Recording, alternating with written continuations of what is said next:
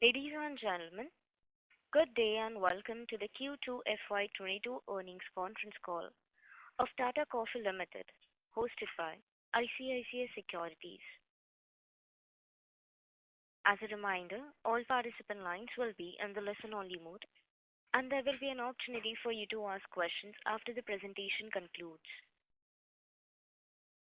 Should you need assistance during the conference call, please signal an operator by pressing star then zero on your touchtone phone. Please note that this conference is being recorded. I now hand the conference over to Mr. Aniruddha Joshi from ICICI Securities. Thank you, and over to you, sir. Of ICICI Securities, we welcome you all to Q2 FY22 results conference call of Tata Coffee Limited. We have with us senior management represented by Mr. Chacko Thomas, Managing Director and CEO, and Mr. K. Venkatramanan, Executive Director, Finance and CFO. Now I hand over the call to the management for their initial comments on the quarterly performance. Thanks, and over to you, sir. Thanks, Aniruddha, and good morning, everyone. This is Chacko Thomas, and I hope that everyone is safe and doing well. Thank you for joining today. Let me start by giving you a brief outline of the overall performance of the company in quarter two. Let me start by saying that the second quarter, despite multiple challenges, which were escalated basically on account of irregularities that we face in the supply chain, that is, non-availability of shipping containers, surge in input costs like coal, tin, etc. We were able to deliver a good financial performance both on a standalone and a consolidated basis. On standalone, the revenue from operations for quarter two stands at 190 crores, which is ahead of the same quarter last year. And the standalone PAT of 18.2 crores is slightly lower than quarter two of previous year, but that is on account of timing difference of the dividend that we received from 8 o'clock, which came in the previous quarter in the last year. Otherwise, very happy to report that the business has actually performed much better than the same quarter of last year. Turning to now the instant coffee, both in India and Vietnam. Let me start with the overall highlights. Both India and Vietnam have delivered strong sales performance across all key markets, despite these logistics issues which I spoke about in the beginning. Both these plants in India are running at peak capacities, and they are driving exceptional cost optimization projects to counter any of the external costs which are beyond our control. Tata Coffee Vietnam also operated at near peak utilization and has registered extremely good sales on the back of good growth in volumes and share of our premium and niche products. However, challenges in quarter two remain, and the following quarters remain, and our efforts towards further enriching these orders for the second half and strengthening the NPD portfolio, I'm sure will offset the impact of these challenges. Moving on to the plantations and both coffee and tea. Coffee plantations thus far have experienced fairly favorable weather conditions where we have received adequate rainfall, and the harvest is to soon commence in this quarter. We are expecting a good enough coffee and pepper harvest crop for the season, and as you're all aware, prices at the moment seem to be positive. And while we are hopeful that the impact of the logistics logjam, as I mentioned in the past, would be offset by the higher prices and improving demand that we see worldwide. However, tea performance was slightly impacted on account of the weather that we actually experienced in the tea growing regions. We are invested in improving efficiencies, and we hope that consequently the performance in the coming quarters will also reflect the same.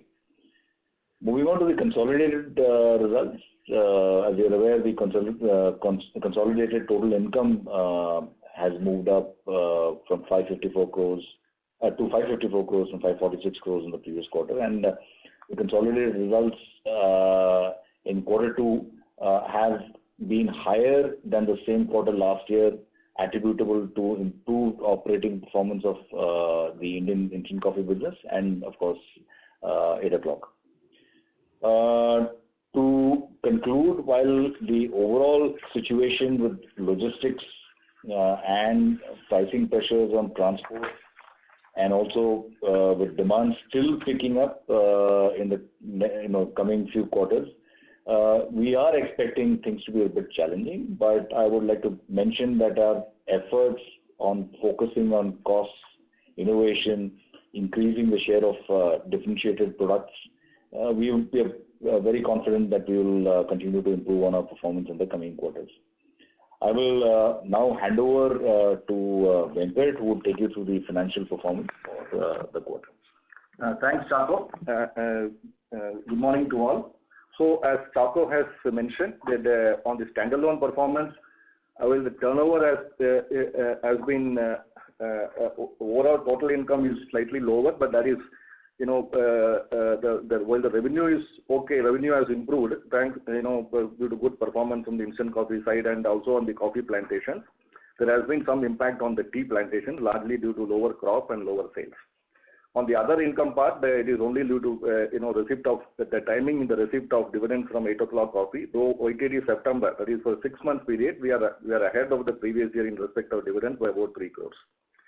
On the operating profit, as mentioned, India instant coffee has had a good quarter, despite whatever challenges we had in terms of logistics issues and availability of containers, etc. And on the consolidated performance, as mentioned, the overall consolidated profit before tax is higher by 22% and net profit by 27%.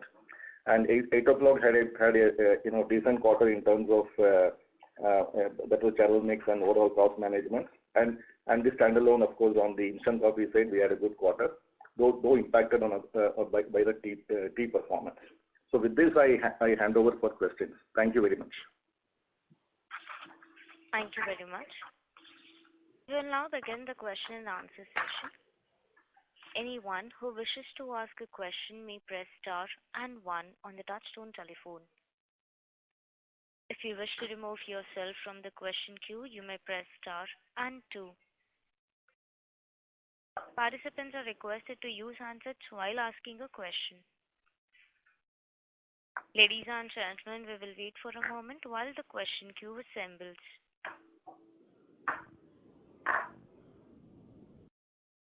Participants who wishes to ask a question may press star and 1 now.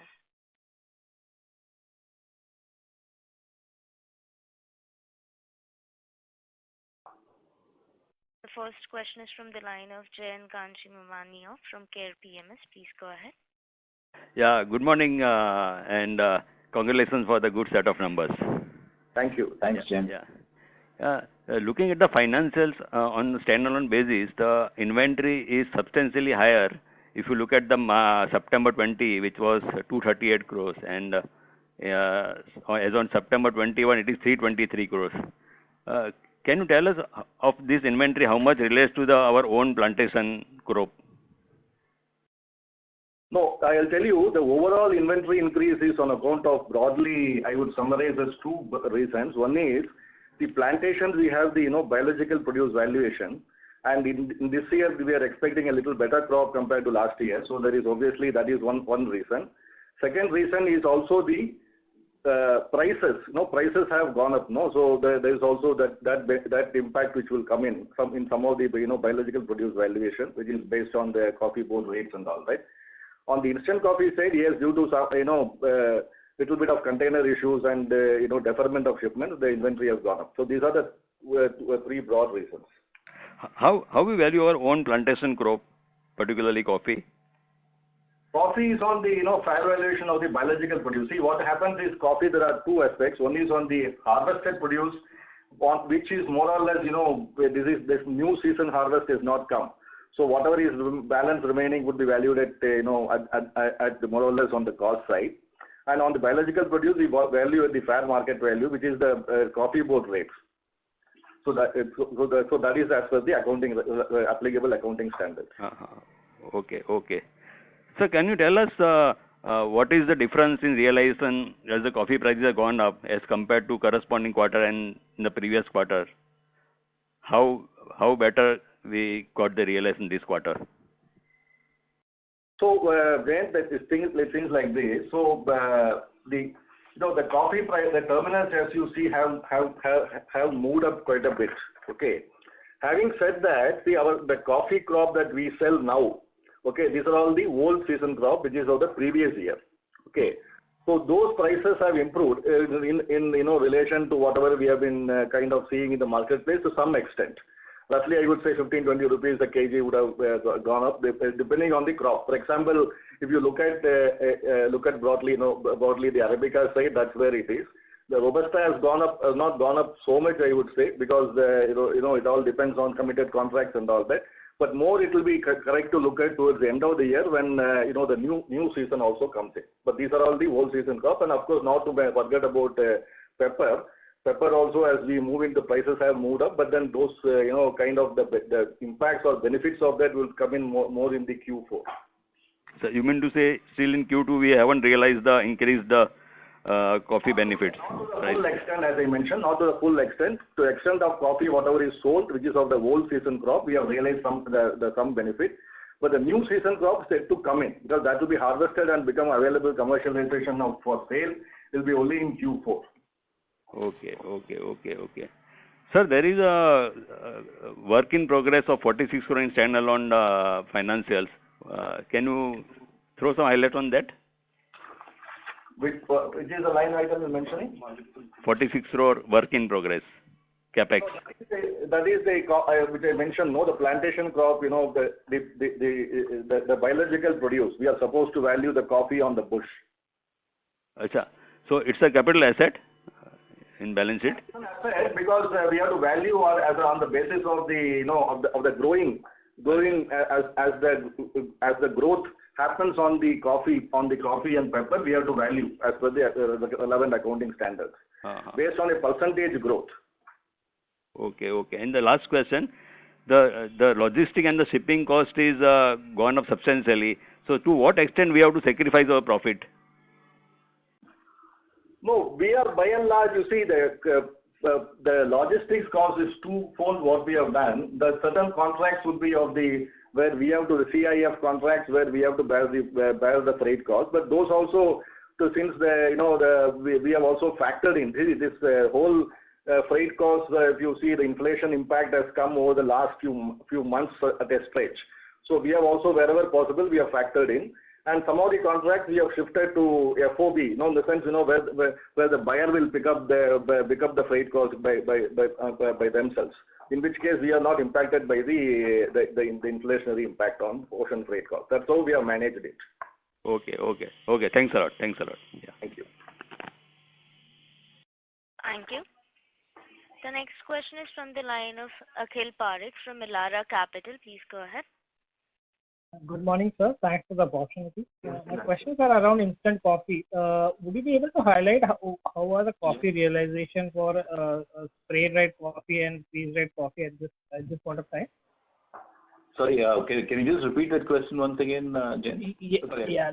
The coffee realization, the realization of SDC and FDC coffee.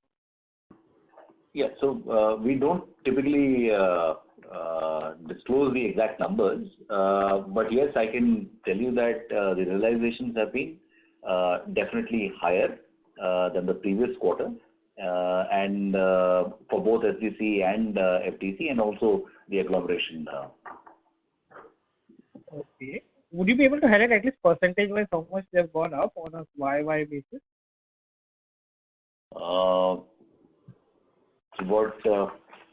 About 8 to 10%.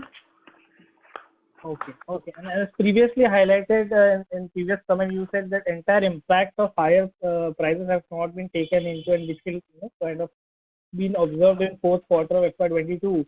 So should we expect some kind of inventory gains in the quarter? Yeah, see, what we explained was that on the plantation side, because see, the plantation side, the new season crop will come into play, come into commercialization only in the Q4 of this current financial year. And depending on the prices at that time, we will be able to sell and get the gains. Okay, this is currently what we are selling is the whole season crop. We have, as I mentioned, we have realized some gains in line with the coffee prices. But those will be also kind of muted to the extent of the contracts already which we would have had.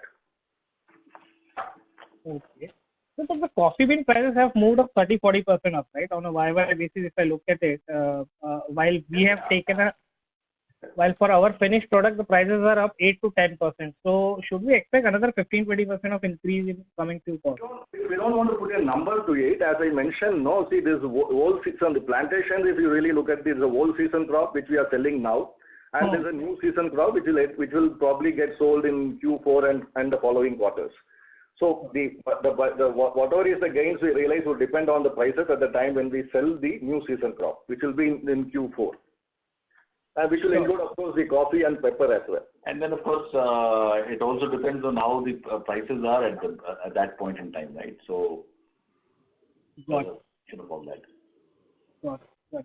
But so we have been reading about the drought situation in Brazil and which is impacting the crop production, specifically on the Arabica side.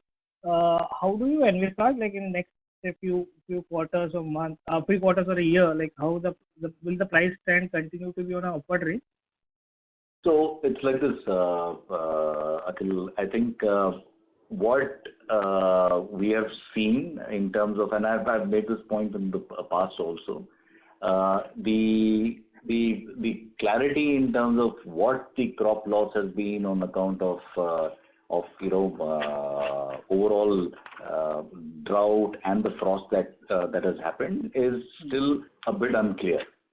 Okay, I mean, in terms of there are many messages that keep coming out from Brazil based on reports which are from third parties, and then you would also appreciate that there's not too much of travel which is actually happening to be able to really put a number around what is the total impact.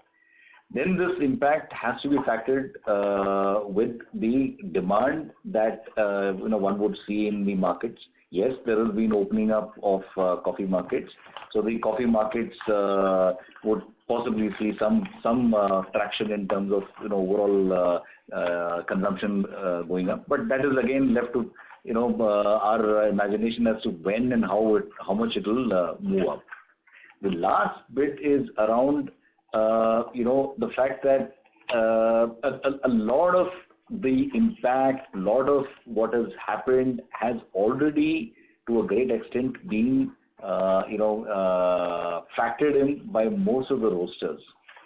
So if you see, and if I do believe that yes, the prices are substantially ahead of what they were same period last year. In my opinion, we have reached a point where these prices would possibly be plateauing and not, going up substantially. You may have that, 5 or 10 cents up and down, but I don't think it is going to go any further than this. I think that's the understanding that we definitely get from us. Sure. Couple of more questions before I get back in queue. Like higher prices of coffee, how does it impact our margins? And also, if the demand is elastic or inelastic, have you observed any kind of such situation where the prices have been on upward trend and consumers have kind of retracted back from the demand? So it's like this, just to answer that, see, coffee being an essential commodity, we don't that elasticity works in our favor. That doesn't, because there will be lag effect in terms of inventories, but generally the prices, in the case of roasters, for example, some of the branded players will get passed on, and some of the plantation producers also get, it factors in. So it's a chain. When we sell to roasters, do the private labeling or whatever it is, and then sell to the supermarket, so that gets passed on in that sense. And so that is the point. So whatever gains and in prices, only there's a lag effect because the terminal prices, then for example, the Indian coffee production is only for a couple of months. No, the harvest is between say October and say February or March. So then that gets sold in the subsequent year. So that the lag effect will be seen. Okay. My question was on the demand side as well. Like, do we see that the demand gets slow in a rising price scenario? No, we don't see that. That we don't see. As I mentioned, there's a lag effect. So people have the inventories, no. So obviously, for example, just to illustrate for you, when the ocean freight impact last few quarters happened, there has been delayed kind of placement of orders because people would like to see when this freight kind of eases, because that it will directly impact their cost of inventories and cost of their resupplies. So to that extent, we could see some lag in demand, lag in placement of orders, but overall it doesn't last long. The sense it comes back. Sure. And so what percentage of instant coffee and coffee beans we sell it on a spot price basis, or on the instant coffee side you are asking? Yeah, on the instant coffee as well as on the coffee bean side as well. No, coffee bean side, see, for example, since because of the harvesting is for a couple of months and then we subsequently sell, so the supplies will be for subsequent months. Suppose, for example, we may have contracts for supply in say July of next year, which will be the new season crop. So that will get factored in case of the terminals which are available for the future. Either it will be terminals will be open and fixed, or the terminals will be also be fixed. So that is the way it is. And instant coffee side is more or less normally instant coffee orders for say 3 to 4-5 months. So that will get priced on that basis. And we hold the inventories and all that. For a couple of months we'll hold inventories, and that's how it is. It's always a B2B business, so we have customer orders in hand most often, and then that's where it is. That's how it is done. Okay. Like the pricing of instant coffee, like for example, if the client gives you a contract today and you supply 2 months down the line to him, the pricing is based on the 2 months down the line, or the pricing is when the contract is given by the client to you? When the contract is given, we have a specific pricing agreed, no? So the pricing agreed will be considering when he wants to supply and what kind of coffee prices are there, will be there. Either we have the stock in hand, in which case we will supply on that basis, on the replacement side of it. That's how it is. It will go.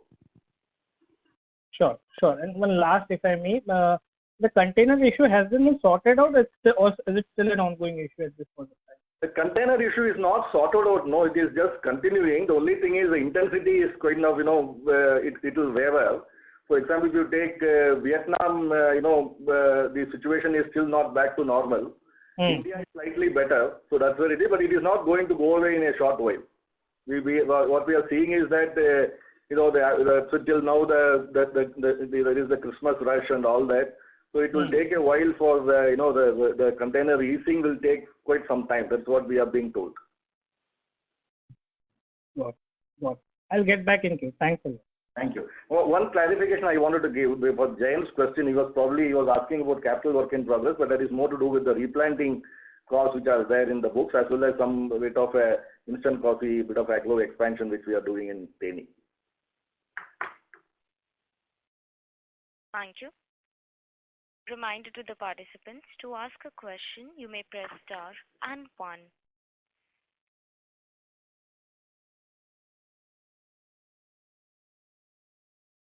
The next question is from the line of Percy Pandaki from IIFL. Please go ahead. Hi, sir. Good morning. My first question is, can you give us an idea how much of sales happened from the Vietnam plant this quarter? See, we don't want to give you a number, but specific number, but we have operating at 95+% capacity. Yeah. Okay. Because in the past you have given some idea in terms of $1 million, how much it has been, like $9 million or something like that. So some kind of. It all depends. No, because I'll tell you, Percy, we don't want to put a number in the sense because it all depends on. It's not good to look at a quarter on quarter because of the way the contracts come. Because certain quarters we have all these. What we manufacture while it is freeze dried, We also have the blends which are different. For example, we have the Arabica blend or the decaf blend which are higher, better priced. But in terms of quantities, we are, we're pretty. If you can divide 5,000 by 4, you will get that. Okay, understood. No, the only reason I was asking is that if I have this number, then I can derive what is the number for 8 o'clock. So that was the only purpose behind asking. So you please do that, Percy. Okay. Fair enough. Secondly, I just wanted to understand, coffee prices have gone up, terminal prices. So on the one hand, this will be beneficial for your plantation business. On the other hand, 8 o'clock sort of is a consumer of coffee. So input prices for 8 o'clock go up. And we really don't know how much of that will get passed through to the end consumer. So what is your view? I mean, when the coffee prices go up on a consolidated basis for a EBITDA margin or a absolute EBITDA, is this good for you or bad for you on a consolidated basis?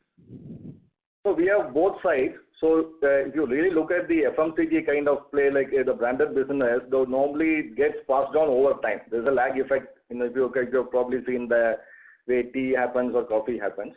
So that is where it is. On the plantation side is a clear benefit for us in terms of the higher prices.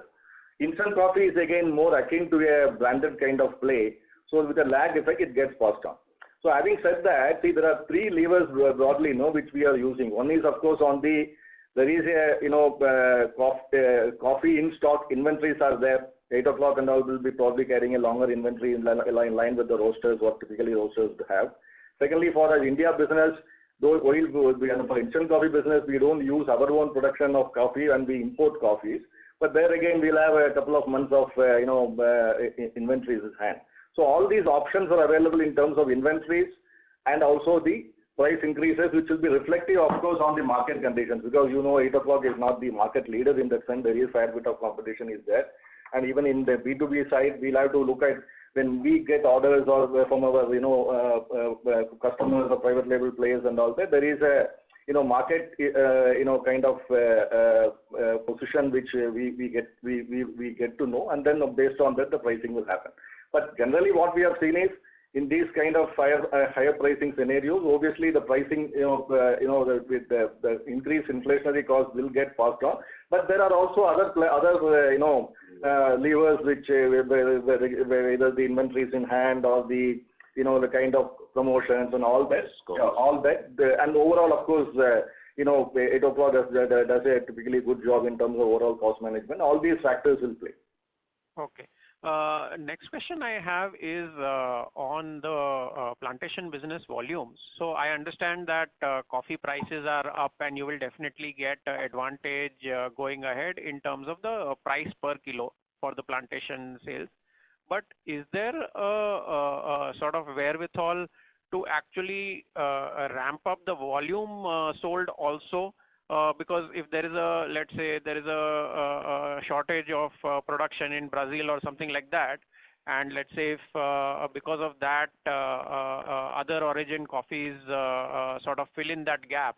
So I'm just wondering that is that something that is likely to happen, or you believe that no, there is you don't have the wherewithal to sort of ramp up the sales volume because the plant can yield only so much and there is not much left in the inventory to ramp up the sales volume? See, it's like this. See, it is difficult to ramp up the harvested produce. Yeah, in that sense, okay, because while we constantly do replanting, which will give us better, productivity in terms of the coffee production per bush, it doesn't come that easily, that fast. So definitely there are constraints. If you ask me, suppose Brazil there's a shortfall where India can supply and all that, it is not possible to, in that sense straight away. So that is the answer. But having said that, that is the position on coffee. But we also have 2 other things. One is on the coffee trading, where we have been trying to focus more on coffee trading because we have the Mansooning coffee unit in Mangalore, which does, and we buy a bit of of Arabica for our Mansooning as well as for the value addition purpose. So that is some lever which we have been using in the last 2-3 years, on which we have put. For example, recently you would have seen that we have made some efforts to, look at the Orissa tribal coffees. So that we have, but then these are all, kind of initial stages. So we are not wanting to commit too much on, confirm too much on that. But obviously we are looking at, beyond our what we can produce in terms of looking at, for example, the coffees from Aircard, coffees from Orissa. So these are all newer initiatives which we have been focusing on for last 2-3 years. And not to forget, pepper. Pepper, for example, is a growth area for us because we have, since we have a large timber wealth and we have planted vines. So those pepper production, we are quite bullish on terms of how the pepper production by itself, what we can produce can go up in the coming years. Okay, sir. That's all from me. Thanks and all the best. Thank you. Thank you. The next question is from the line of Bharat Seth from Quest Investment. Please go ahead. Hello, sorry sir, I joined a little later, but would you like to give some color on this 8 o'clock business? One is, how it is doing in USA, and what are the strategies to, geographic expansion? See, geography expansion, we are not having any such, for example, we are now e-commerce marketing of 8 o'clock is happening introduced in India, so that is there. But if you really look at whether 8 o'clock will move across to some other geographies and all, we are not able to comment at this stage. Okay. So that is it. But 8 o'clock otherwise is fairly, decent, robust performance. And we are investing behind the brand, and we are also there's a good pipeline of products. So all these augurs well for 8 o'clock. This whatever launch we have done in India, that we import from the US or we manufacture? Yes, we import from US. Okay, so is there any strategy that going ahead, to produce those blends over here? No, we don't have such plans. Okay, so it will remain only a trading business in India. Correct. It's a brand within the group, so it's like. And then the produce that comes, the coffee that comes in it is actually something that is specifically from a specific location and packed in the US. Yeah, it uses the superior Arabica from LATAM. Yeah. Okay, and so this is currently we are in US and only it comes to India. Yeah, it is. 8 o'clock is a brand which plays in US only. Okay, sir. And are we also have we launched a pod business also in India, or only it's for product for the self? Sorry, we couldn't get the question, Bharat. In US we have also pod business, correct? No, not pod. No. We don't. It's only we have K-cups. Yeah, we have the bags business, which is the primary one, and we have the the bit of private label as well as the K-cups. Okay. So this K-cup have we launched in India also? No, we have not yet. So it is only a bag at this moment. Yeah. Yes. And when we plan to launch this K-cup? No idea. No, we are not able to comment on that. I think the marketing side is looked after well by Tata Consumer, so maybe you probably can raise it at there.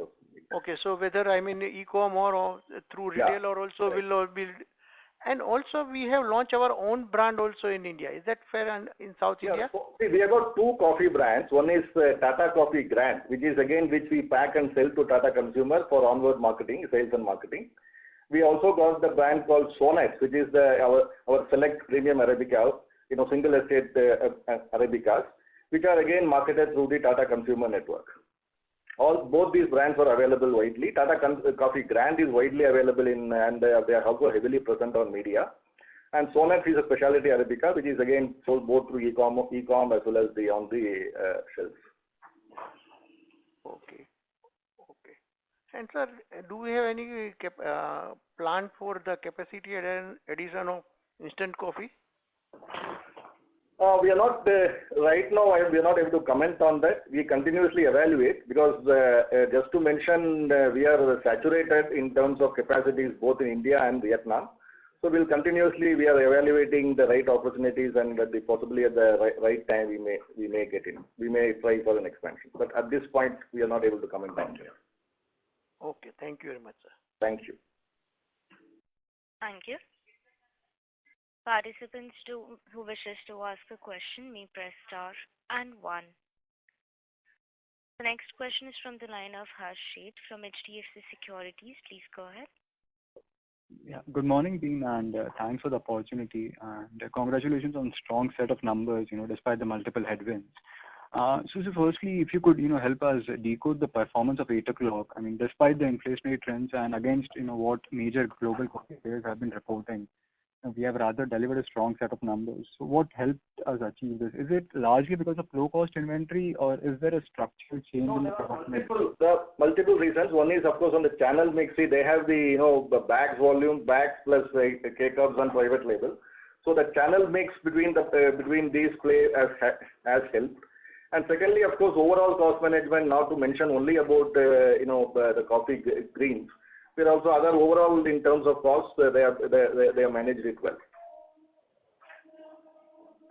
Understood. And how is the demand shaping up in US now as the economy has fully opened up? Yes, I think. Yeah. Demand is good. We are not having any issues. And the only thing is, last year, of course, COVID time, there was more of pantry filling and all that, but that has got normalized over the last two or three quarters. And e-commerce sales of online is also picked up by a large margin actually. So it looks quite positive. Understood. And sir, now adding on to the Brazilian views, the Colombian coffee suppliers have also defaulted on deliveries, and EOC, I believe, imports from Colombia too. So, and though we have a hedging mechanism in place, would that work against us now as we may be starved of supplies and forced to buy at spot price? So can you throw some light on this situation prevailing currently, and what can be expected going ahead? No, so as I mentioned earlier, I think it was to Akhil in the past that most of the reduced inventory, reduced crops because of whatever weather events have taken place. I think most of them has already been factored in by the roasters. In my opinion, and this is my opinion, that we have actually reached a kind of a plateau. You may have, as I mentioned, a 5-10 cents up and down that may take place on certain events per se. But I think we are very much where we should be as far as coffee prices are concerned. And this is both for Arabica, more for Arabica rather than sorry. And no, I just want to mention there's no question of starving of supplies and all. They are they have a good supply chain planning, so we don't see any of those risks coming on. Oh, understood. And sir, on instant coffee side, I mean, despite such a sharp inflation, the order bookings have been pretty robust for instant coffee business, as you have also mentioned in your presentation. So we just wanted to understand what's driving this demand, and also I understand that we work on cost plus basis now, but with Brazilian supplies likely to be affected, and subsequent sharp recovery in demand, is there a scope for margin expansion here in the instant coffee business? We don't see margin expansion per se. So what is happening is like this. We are having, while we are saying, so in India, for example, you have the spray, aglo, and freeze. Okay. Right. Aglo to some extent has been impacted because of the African situation in Africa, where there has been a slowdown in demand and all that. But other geographies are robust because we export to more than 35 odd countries, and other geographies we are finding are quite stable. So we are not, the margin expansion per se we are not wanting to comment, but having said that, there is also the different blends are there in this. So we have, for example, Vietnam, we do have a lot of, quite a bit of blends working on, on Arabica or decaf. So these are the premium blends which we work and which we co-generate with the customers. So those are the, pockets for us where we see a fair bit of potential. And that is there even in India, for example, we do a lot of SKUs for, which demand has got impacted due to this container freight as well as the current situation. Largely, because of this, a disproportionate increase in freight cost, there has been some impact. Some of the smaller players are not able to absorb these kind of increases. That's what we are finding. So that obviously situation should get eased. Understood. And so you did mention about you are working on developing some premium blends in instant coffee segment. So just wanted to understand how does current product pipeline look like, and have you secured any new clients here? No, we have not secured new clients. You're asking factories? The new clients for our instant coffee, right? So we have been working on some blends. Yeah. So it's like this. I mean, for us, and I think I've made this point in the past also. For us, NPD has been something which has been extremely important and from the beginning, but it has become even more important once the pandemic actually came in. And some of our successes that have come in the past, at least in the last 1.5 years, have been our consistency in developing new products, which include not just the decaf, but different origin based coffees, etc. So we have a very robust NPD process in place, which we hope to be utilizing consistently for being able to deliver the kind of results that we've been able to do. So for us, NPD is a way of life, and we do believe that this is one thing that we would be will be useful for sustaining growth. So we have a fair number of products in the pipeline.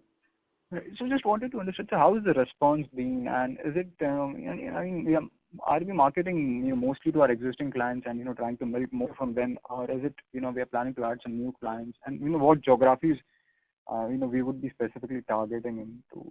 It's a mix of both, Hutch, because we do find that the existing customers, for example, they all, at least during the peak of COVID, they also had the same kind of issues that we had, right? To be able to draw people in for, say, for example, a coffee that has got nutritional properties along with it, right? So can you develop something along with our customer? We've been able to do that for them. Or a new customer altogether in a different geography altogether, entering certain parts of the Middle East, for example, or even getting into parts of Southeast Asia where we have not been present in the past. So it's been a mix of all these things, and it's been working with both existing customers and looking at new customers. I think what is important is that we have in our repository a fair number of new products, which has also given us that to be able to give a new product and to be able to commercialize it takes anything between 6 to 9 months. We will be able to cut that substantially, having this repository available with us.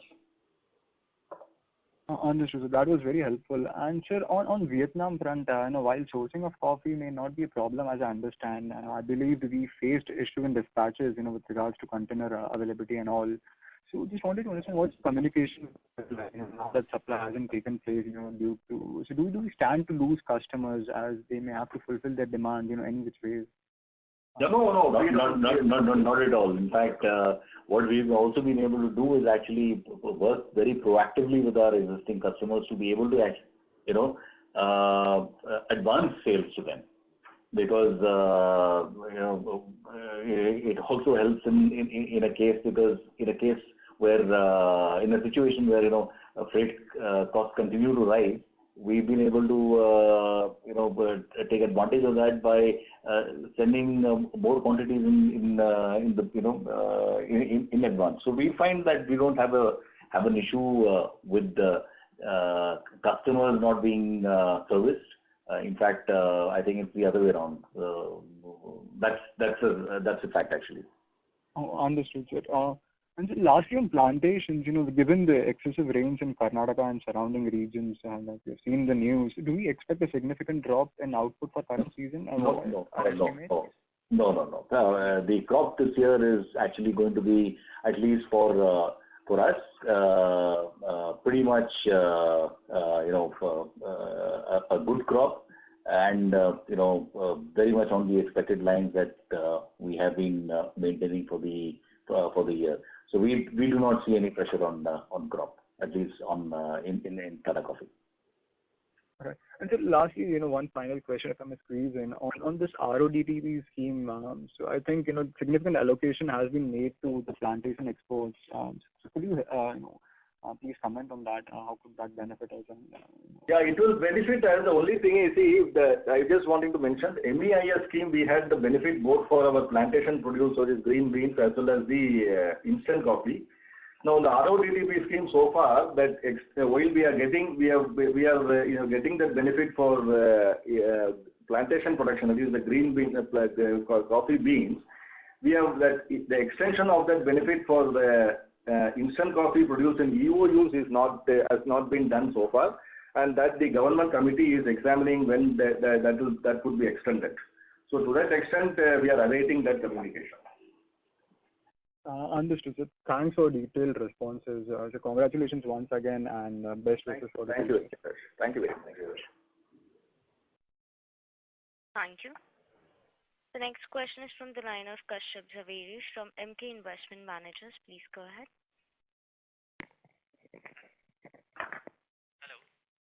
Hello. You may have to speak up. You're not audible, Kashyap. Mr. Zaveri, we cannot hear you. Am I audible? Yeah. Okay. I have just one question. In our instant coffee business, I understand that for India, Russia is a big trading partner, and we have seen COVID cases rising substantially over there. In your press release also, you have mentioned about the fact that when out of home was not doing great, at home consumption actually took care of a fairly large part of the growth. But particularly in Russia, are we facing any issues in terms of subdued demand because of the rising cases? No, we did in the past, but I think at least in this last quarter we've been quite okay. We didn't find that kind of an impact. No. And same goes for UK and Europe also, where cases are rising. No, so in fact UK and Europe is actually opening up much faster than. Yeah, but for us, we are not really doing much into UK, but definitely they've actually opened up far more. Europe, yes, definitely. Okay. Sure. That's it from my side, sir. Thank you. Thank you. Thank you. The next question is from the line of Kunal Bhatia from Dalal & Broacha. Please go ahead. Yes, sir. Thank you for the opportunity. And thanks for the detailed responses you have given so far. Sir, just wanted to understand your sense on the margin trajectory going forward, because on one hand there are a lot of moving parts, because you did mention that there is some amount of inventory that we have with us. Secondly, the current harvest would be coming in we would be selling that in the Q4. So how does one look at the margin trajectory going forward? So from here on, do we still see further improvement, or there could be some dip? I just wanted to understand from the gross margin as well as the EBITDA margin perspective. So it's like this, on the plantation side, as I mentioned, it will depend more on the terminals and the movement, which we are not able to, forecast. In the sense, it will be quite difficult to put a number to it. But generally, I can tell you that, what we have sold in the past is the old season crop. The new season crop would depend on what terminals are there at the time when we commercialize and sell. So obviously, but when we are looking at the current prices, so margins could be better. Could be better. We are not, making a statement of forward-looking statement in the sense, so it could be better. Right. On the instant coffee side, again, there's always a lag, because it would depend on a couple of factors. One is on the freight, which has to get normalized, because that is a source point for the buyers in that sense. And normally, depending on the terminals and on the coffee prices, these instant coffees, normally the pricing sort of, with a lag, it gets passed on. So that's where it is. So I won't, we're not able to comment too much on the instant coffee margins, because primarily it will depend on a couple of factors like this. Okay. So to conclude, meaning the way things are at this point in time, the trajectory could be positive. Is that a right assumption? Positive for one side of the business, plantations would be definitely, would be there. Instant coffee, we are not able to put too much, we're not able to kind of comment on that. because of there are moving parts, as you also mentioned about many moving parts, which include coal prices, steel prices, tin prices. We still haven't seen the end of the freight increases. So we'd be a little circumspect in terms of making a comment on the margins on IC going forward. Okay. And sir, in terms of if you're talking about freight, which seems to be the major concern, how has been the movement on a month-on-month basis? Have you seen some kind of moderation there, or still those are on an increasing side for you?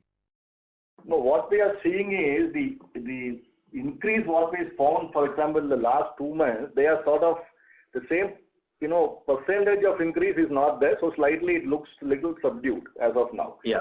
But there are... You have to remember that this is against a massive increase which has happened over, the last 1 year. Correct.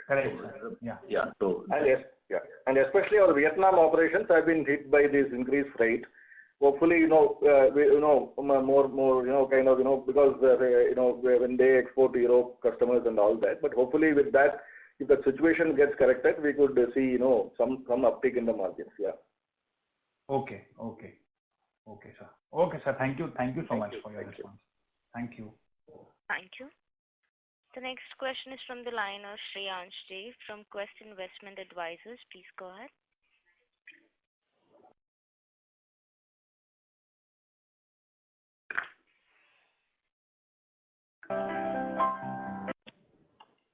Hello. Can you hear me? Hello. Yes, Mr. Shreyansh. Hello. So can you hear me? Yes, we can. We can. A little, not so well audible, but it's okay. So just had some clarifications in the plantations business. So we've done about 79 crores versus 96 crores last year. So just can you give us a breakup in terms of domestic as well as exports? No, here see in the plantations, most of it will be exports. So I'll tell you the drop. If you're saying the drop, the reason for the drop is majorly on account of tea, where we have sold lesser quantities and also the prices are not as good as what was the last year. But the bulk of it will be exports only. So the drop is largely attributable to the global issues that are domestic tea operations. Hello? Yeah, to the domestic tea operations. Okay. And sir, second is just to understand the inventory bit again. So if I look at your note number 6, so can you help me understand that, because I seem to be getting lost there. Changes in inventory is about 35 odd crores, and there is a change in fair value of about negative 33 crores, so which gives us about 1.67 crores, which comes on the face of the P&L. So can you help me understand that? On the change in inventories. Yes, sir. Note number 6. So this is an increase. No, the change in fair value of biological assets till harvest is the increase, because that is largely due to 2 reasons. One is on the prices side, and the second is also on the crop. Right. But sir, if you look at the standalone, the change in inventory is 22 crores versus change in fair value is negative 33. So just trying to wrap my head around those figures on the top, 22 crores and 35 crores versus 33, 30. No, see, if you look at the quarter, for example, you can see 33 crores minus 22, 11 crores you can see negative. Right. That's the way to look at. Okay, so what I'm trying to understand is there's an increase in the value of the crop. Is that? Yeah, correct. Because that we are valuing the biological produce, and that the prices of coffee has also gone up, which gets reflected. In the first quarter, you do not value any biological produce. Okay. So when do you do that normally? Q2, Q3? We start from Q2, yeah. Okay. All right, sir. That helps. Thank you so much. Thank you. Thank you. The next question is from the line of Richard D'Souza from SBI Mutual Fund. Please go ahead. Yeah, thank you, sir, for giving me the opportunity. I just wanted to ask, on the plantation side, when you said most of it is an export, can you highlight which markets are this?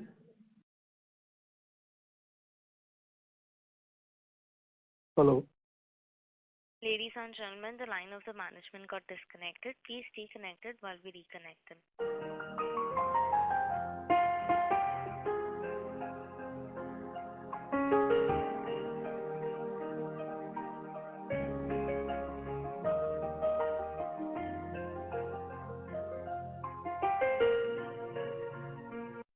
Ladies and gentlemen, thank you for patiently holding the lines. The management is reconnected. Thank you, and over to you. Sorry, Mr. Richard, we missed your question. Yeah, that's fine. Just wanted to understand, sir, in plantation coffee, you said that most of it is exports. Can you highlight which market, which geographies? So you're talking about plantation coffee. Coffees are typically Europe, a lot of Middle East, right? And some part of it, of course, goes into some niche customers into maybe Southeast Asia, a very small quantity. Okay. And generally, what kind of quantities do you do in your plantation? We do approximately 8,000 tons of coffee, that is about 1,800 to 2,000 tons of Arabica, and 5,800 to 6,000 tons of Robusta. Okay. Thank you, sir. Yeah. The second is, for the instant coffee which you process in India, where do you source the beans from? We import from African origins, we import from Vietnam. So these wherever Robusta is grown, we use, and if there is a requirement of Arabica, we import from Brazil or some of those countries. Yeah, Latin countries. Okay. And if I may just ask, what would be the mix between aglo and spray dry in India? No, so spray and then we convert to aglo. Aglo, yes. So that's how it is thing. So it's a process which is there. So just to be clear about, we produce about 2,500 tons of freeze. The rest is spray and aglo put together. Right. We have around 9,000 tons of capacity in India. Of that, 2,000 tons is freeze. The balance is split between spray and aglo. Okay. And one last thing, for Vietnam, where do we source from? Vietnam we source majorly from locally. Vietnam is the largest producer of Robusta. So we require whatever Robusta is there, we source. And we also import some parts from Africa and Arabica if we require, we import from Brazil and all that. Okay. Now what we understand is that Vietnam gives a lot of subsidies or tax benefits to manufacturing units there. So do we claim those tax benefits, or is it because... We have the tax benefit that we have got the tax benefit for 3 to 5 years. There is there's a tax holiday for some years and then a lower tax. So those we are enjoying. Okay, sir. And one last thing, for 8 o'clock, sir, where do we source from? That is primarily from LATAM countries, basically Arabic. Some Ethiopian, but mostly LATAM. Yeah. They are using only primarily, Arabica blends, Arabica coffees. Yeah. Okay. Thank you, sir. Thanks for sharing that. Thanks. That's it. Thank you. The next question is from the line of Jayant Kangji Mamania from Care PMS. Please go ahead. Yeah, thank you for the opportunity. Sir, you said this season we have a very good crop of coffee and pepper. So last year we had a crop of, I think, 7,800 tons for coffee and around 800 tons for pepper. So what is the estimate for the current year? What kind of growth we are expecting? So I mentioned not very good. We got a good crop. So let's assume that the crop would be around the same numbers that we achieved last year, definitely for coffee. And for pepper, we do see some increase happening over last year's crop.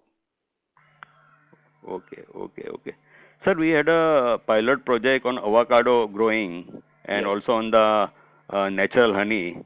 So can you throw some light on that about its commercialization?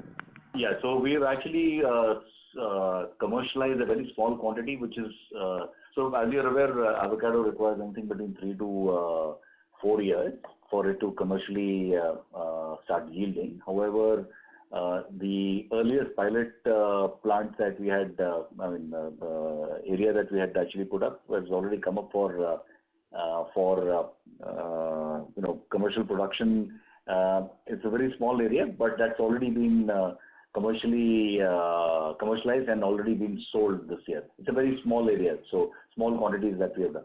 So we do see this substantially scaling up going into next year and year after next. So the idea is to we continue to plant fairly large areas every year. So we have a ramp up which by I think around by 2025 we should be able to complete the entire area that we are commercially looking at. So what would be that area? If you give ballpark figure. Close to about 150, 160 hectares.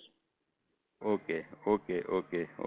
So how much the 1 hectare gives production? So let's wait and see. I would not want to see. These are plants which have of a very particular variety called Haas, and that Haas variety has got different yield levels in different locations. In terms of the number of fruits that you actually get per tree. Because in certain locations it goes up to almost 20-25 kilos per tree. So we have to see what it actually does on a slightly larger scale in India, because this variety is not grown previously commercially in India. So let's wait for another year before we start commenting on the exact yields for that, like the way we do for pepper, etc. And so what about honey? So honey, we have started the project. We have already started distilling, and we are internally consuming the entire honey that we are getting at the moment. And the idea is to substantially increase the quantum of this is obviously domestic honey production, so you'll have boxes which are going to be there. So substantially increase the number of boxes in the next 3 to 4 years, which includes a phased increase happening. So the overall experience that we have had so far is quite positive. We do feel that this could also substantially be higher as we move year on year. Okay. Sir, in case of Sonnet, we have launched many variants. I think around 30 plus variants. And yes. As you said, we have started selling offline also. Is it right? No, we are not selling offline. We are only selling online. Okay. Sir, can you give us some idea about how is the sales? Yeah, the sales have been pretty good. In fact, the entire and this obviously is being sold and marketed, branded, and sold by TCPL. And the sales have been pretty robust. In fact, that's the reason why we have increased the number of variants of sonnets. But I think every year you will have a different set of variants, because these are very specific to a specific location and based on certain tastes and certain profiles which we pick up, and that is then tasted by a master taster. He decides or she decides what are the kind of coffees that we would be using this for. Like for example, a medium roast, dark, or will it be suitable for a French press or a filter. So every year you will find the numbers varying in terms of the number of variants, but we see a good traction, good interest, good demand that is coming through. I think TCPL is doing an excellent job marketing. And how is the initial response for 8 o'clock launch in India? I think it's been quite positive. I think more information in terms of the exact numbers, maybe TCPL would be able to give you a better idea about it. But it looks quite promising. Okay. Thanks a lot. That's all. All the best. Thanks, Jayant. Yeah. Thank you. Ladies and gentlemen, this was the last question for today. I would now like to hand the conference over to the management for closing comments. Thank you everyone for joining us, and we'd like to wish you all the very best, and we hope to see you in the next call. Thank you. Thank you very much. Thank Thanks, you. ICICI team. Thank you very much.